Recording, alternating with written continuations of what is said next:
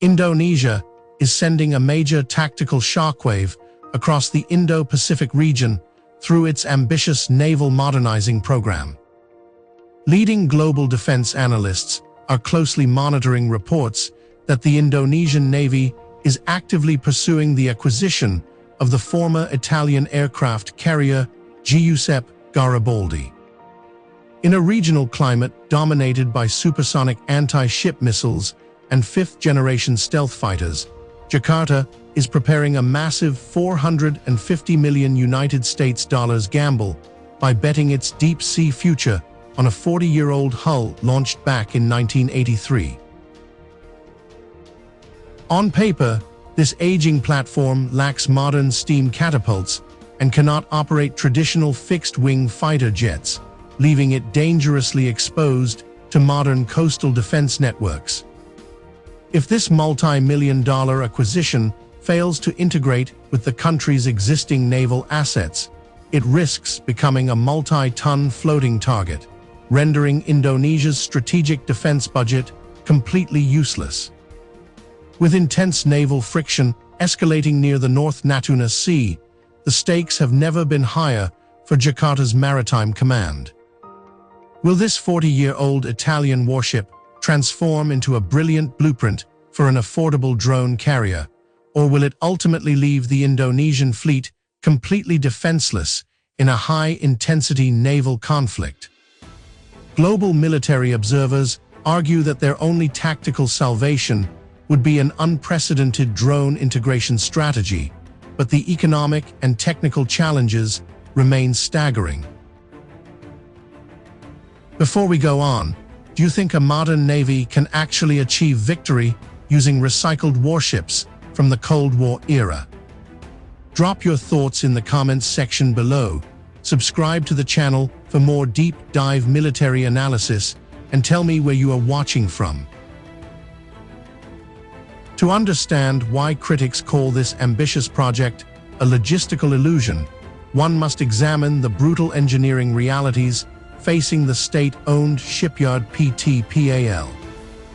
The Giuseppe Garibaldi relies on a complex combined gas and gas propulsion system featuring 4 Fiat Avio gas turbines.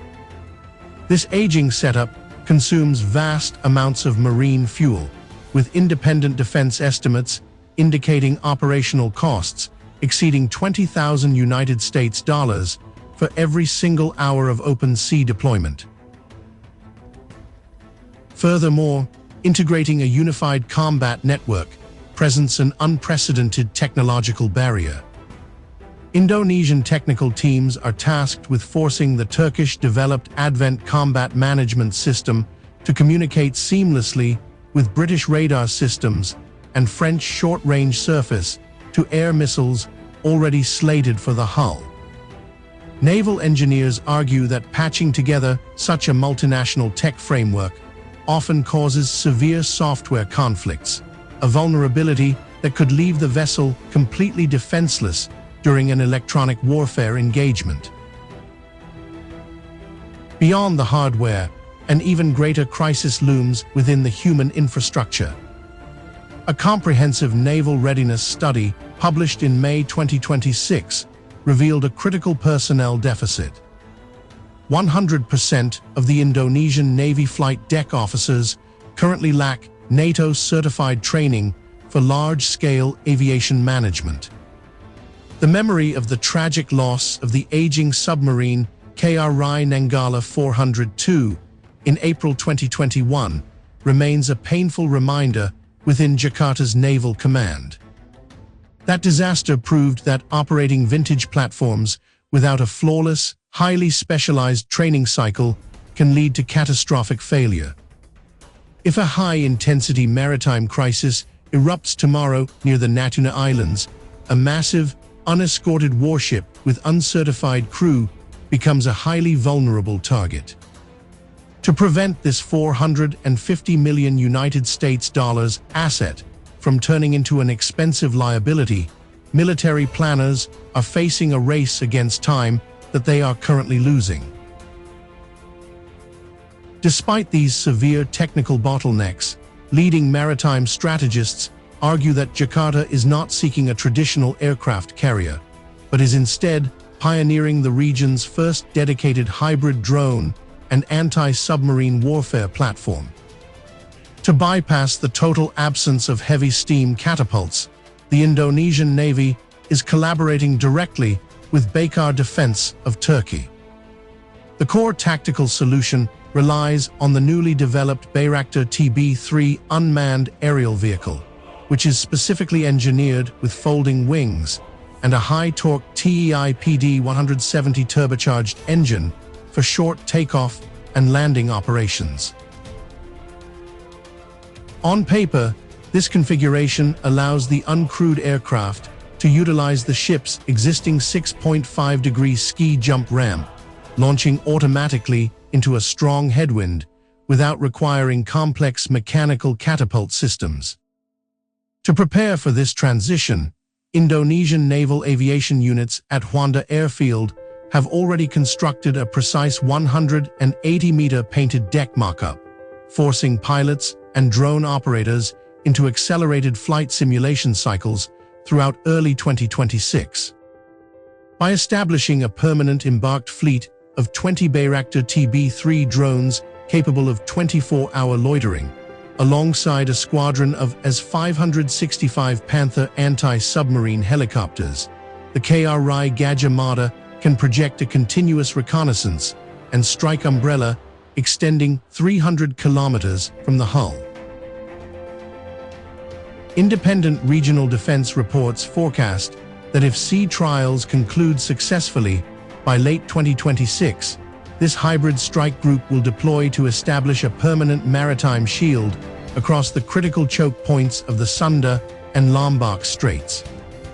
By deploying a mobile drone command center, Indonesia aims to create a severe tactical dilemma for foreign submarine fleets operating in its archipelagic waters, effectively rewriting the maritime security architecture of the southern Indo Pacific zone using a highly unorthodox, tech-integrated 40-year-old warship.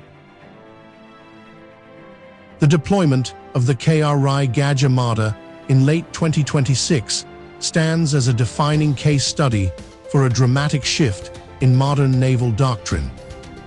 Jakarta's bold experiment forces a direct strategic confrontation between two opposing military philosophies. On one side is the traditional doctrine of heavy, premium naval procurement, which argues that only multi-billion-dollar, newly built supercarriers and fifth-generation naval jets can guarantee maritime dominance. On the other side is an emerging school of thought focused on asymmetric, tech-integrated cost efficiency, which proves that old hulls can find entirely new tactical life when retrofitted as dedicated uncrewed aircraft hubs. The ultimate lesson of this Indonesian venture is that in the era of mass-produced drone warfare, a nation does not necessarily need the most expensive fleet, but rather the most adaptable network. If Jakarta successfully master the deployment of 20 Bayraktar TB3 drones from a 40-year-old flight deck, they will provide a universal blueprint for middle power navies worldwide, demonstrating how to achieve immense power projection without bankrupting the national treasury. However, if the severe software integration issues between the Turkish ADVENT system and European hardware prove insurmountable, this ship will serve as a stark warning about the dangers of creating an unmanageable multinational technology mix. Now, the ultimate strategic question belongs to you. In the face of rapidly evolving maritime threats, should a modern navy invest heavily in ultra-modern, hyper-expensive warships built from scratch, or is Indonesia taking the smarter path by recycling vintage hulls to pioneer affordable drone aviation? Drop your analytical thoughts in the comments section below and share your perspective on how this gamble will shape the future of naval warfare.